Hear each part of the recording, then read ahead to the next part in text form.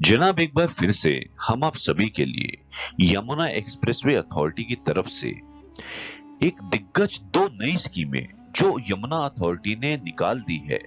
पहली स्कीम मैं इस चैनल वीडियो के माध्यम से आपको बताने जा रहा हूं। ये स्कीम मात्र 9 दिसंबर 2022 से प्रारंभ शुरू हो चुकी है। आपको ये बता दें, ये जो स्कीम निकाली गई है इससे आने वाले वक्त में आपका किराया रेंट की अगर हम बात करें कहां मिलेगा ज्यादा प्लॉटों में फायदा, ये भी हम इस वीडियो के माध्यम से बताएंगे। तो वीडियो बहुत दिलचस्प इंपॉर्टेंट है। चैनल के साथ बने रहें। जो पहली बार आए हैं चैनल को सब्सक्राइब कर ले, और मेरे भाई बंधु जो मेरे साथ जुड़ चुके हैं उम्मीद करता हूं आप सब स्वस्थ होंगे, दुरुस्त होंगे। तो चलिए वीडियो को जल्दी से शुरू करते हैं। देखिए जनाब, वीडियो थोड़ी सी बड़ी होगी लेकिन आप थोड़ा सा सब्र रखिए क्योंकि वीडियो इंपॉर्टेंट है। ऐसी कभी कभी वीडियोस हम आपके लिए लेके आते हैं, तो वीडियो को शुरू से आखिरी तक सुनिएगा। हाउ टू अप्लाई, क्या कंडीशंस है, क्या क्लॉज है, कब तक ये चीजें फेज में आएंगी, सक्सेसफुल कब तक आपको ये होती हुई दिखाई देंगी, ये सब मैं आपको बताऊंगा। आपको अभी फिलहाल के लिए बता दे, यमुना अथॉरिटी ने एक दिग्गज डाटा सेंटर, जी हाँ डाटा सेंटर पार्क बनाने का प्रावधान सेक्टर 28 यमुना एक्सप्रेसवे में बड़े दिग्गज प्लॉटों के माध्यम से ये स्कीम निकाल दी है। जनाब सबसे पहले हम इसकी पढ़ लेते हैं, टोटल कितने प्लॉट्स हैं, किस रेट पे हैं, और इसमें क्या डेट है, ओपनिंग क्या क्लोजिंग है, और कैसे अप्लाई कर सकते हैं। लेकिन उसके बाद हम आपको बताएंगे कि किस सेक्टर में इसका निवेश होने के बाद आने वाले वक्त में होगा फायदा।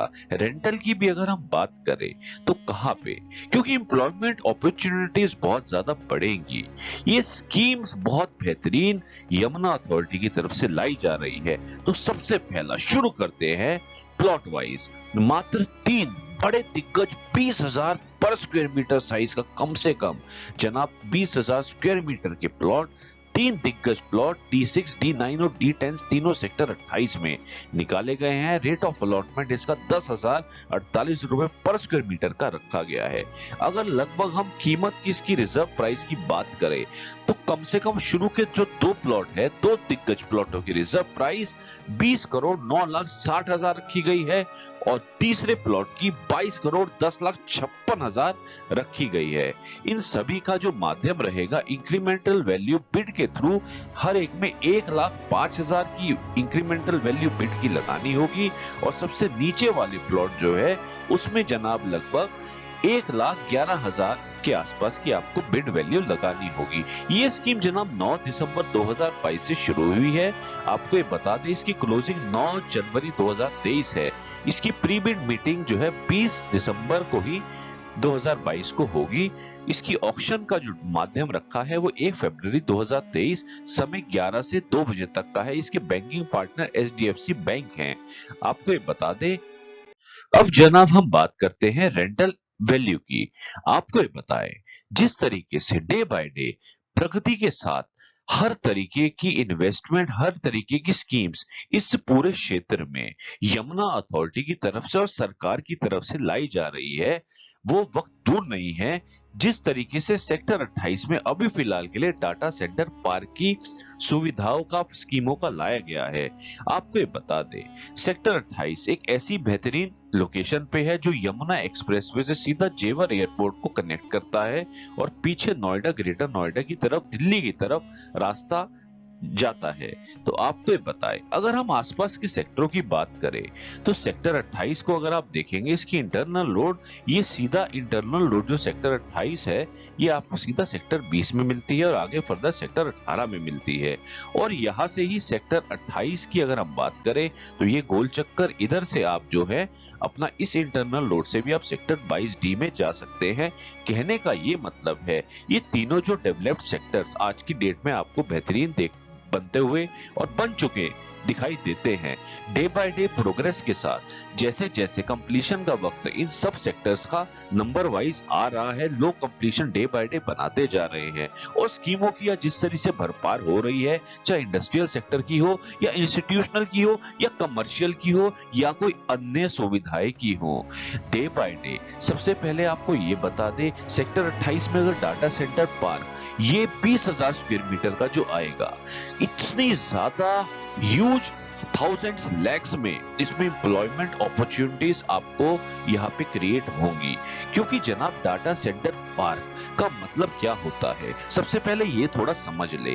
अमेजन, माइक्रोसॉफ्ट, गूगल, बड़ी दिग्गज कंपनियां, इस तरीके की कंपनियां ऐसे डाटा सेंटर पार्क में काम करती हैं क्योंकि उनका काम सिर्फ एक ही होता है, जितना भी डाटा होता है उसे कलेक्ट करके हर कस्टमर का उसे एक जगह पे सेव करना और उसको सब सही समय पे उसकी यूटिलाइजेशन होना। उसके लिए डाटा सेंटर एक यूनिट प्रावधान बनाई जाती है और ये प्रावधान सेक्टर 28 जैसे बेहतरीन क्षेत्र में, जो जेवर एयरपोर्ट से ठीक सटा हुआ क्षेत्र है, आपको यहाँ पे बहुत ज्यादा एम्प्लॉयमेंट अपॉर्चुनिटीज देखने को मिलेंगी और इनका सीधा का सीधा फायदा सारे रेजिडेंशियल सेक्टर्स को आपको आने वाले वक्त में देखने को मिलेगा।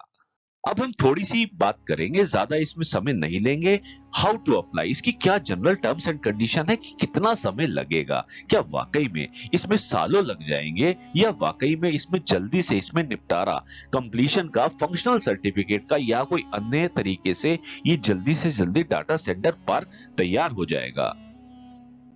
तो जनाब सबसे पहले आप पढ़ लीजिए डाटा सेंटर यूनिट क्या होता है। वो एक डेडिकेटेड सिक्योर स्पेस होता है, एक ऐसी बिल्डिंग, एक ऐसा सेंट्रलाइज्ड लोकेशन जहां पे कंप्यूटिंग, नेटवर्किंग इक्विपमेंट सब कंसंट्रेट, एक पब्लिक का कोई भी जो है कलेक्टिंग, स्टोरिंग, प्रोसेसिंग, डिस्ट्रीब्यूटिंग और उसका कोई भी लार्ज अमाउंट ऑफ डाटा यहाँ पे एक कंसंट्रेटेड मोड में रखा जाता है।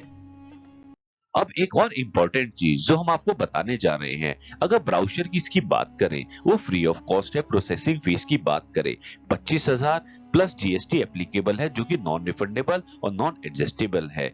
ईएमडी की बात करें तो 10% आपको प्रीमियम ऑफ द प्लॉट आपको टोटल कॉस्ट की पेमेंट करनी है। अगली बात करें अलॉटमेंट मनी की तो आपको 30% उसका प्रीमियम जो है आपको पे करना है, जैसे ही आपको 60 दिन के अंदर अलॉटमेंट लेटर इश्यू होता है। ये नॉर्मल से सारे टर्म्स एंड कंडीशन लगभग सेम है। जनाब प्लॉट्स की बात करते हैं तो ये मैंने आपको प्लॉट्स के बारे में ऑलरेडी बता चुका हूं कि 3 प्लॉट्स बड़े 20,000 स्क्वायर मीटर के निकाले गए हैं। अब बात करते हैं एक बेहतरीन चीज की, वो है कि ये कब तक जनाब तैयार होंगे। इसमें एक 3.18 क्लॉज रखा गया है, बहुत बेहतरीन क्लॉज है।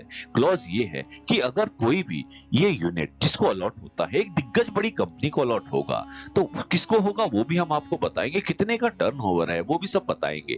थोड़ा सा समझिए पहले कि ये कोई भी उसी को फायदामंद होगा जिसका यूनिट, जो भी कोई अगर इसको बना देता है मात्र 18 महीने के अंदर, जैसे ही आपकी एग्जीक्यूशन लीज डीड होती है, आपको सीधा का सीधा इंसेंटिव जो है 50 रुपए पर स्क्वायर मीटर का जनाब दे दिया जाएगा, जो अथॉरिटी कह रही है। लेकिन इसमें कंडीशन ये है, आपका मिनिमम 50% का परमिटेड कवर्ड एरिया आपका टोटल अलॉटेड प्लॉट का कंस्ट्रक्ट होना चाहिए। तो आपको जो है इस तरीके से एक बेहतरीन एक 50 रुपए पर स्क्वायर मीटर का फायदा इंसेंटिव अथॉरिटी की तरफ से आपको मिलेगा। तो कहने का मतलब अगर 18 महीने के अंदर जैसे ही एग्जीक्यूशन लीज डीड की हो जाएगी, लगभग 1.5 साल के अंदर, अब लीज डीड कब होती है वो थोड़ा सा देखने वाली बात है, लेकिन कहने का मतलब बहुत जल्द यहाँ पे स्टार्ट प्रोडक्शन आपको देखने को मिल सकता है। इसमें एक और इंपॉर्टेंट क्लॉज वो है फंक्शनल सर्टिफिकेट, कि आखिर कब तक ये फंक्शनल होगी। ईडा के ब्राउजर के हिसाब से मात्र 48 महीने का इसमें समय बोला गया है कि आपको ऑब्टेन करना है फंक्शनल सर्टिफिकेट जैसे ही आपकी एग्जीक्यूशन लीज डीड की होती है। तो आपको 48 महीने मतलब लगभग 4 साल के अंदर आपको इसका फंक्शनल सर्टिफिकेट तैयार कर देना है। कहने का मतलब मोटा मोटा 5 साल के अंदर मैक्सिमम हम देखें तो यहाँ पे डाटा सेंटर वेल वर्किंग के साथ आपको बनते हुए चलते हुए दिखाई देंगे। अब हम बात करते हैं इसमें अप्लाई कैसे करना है।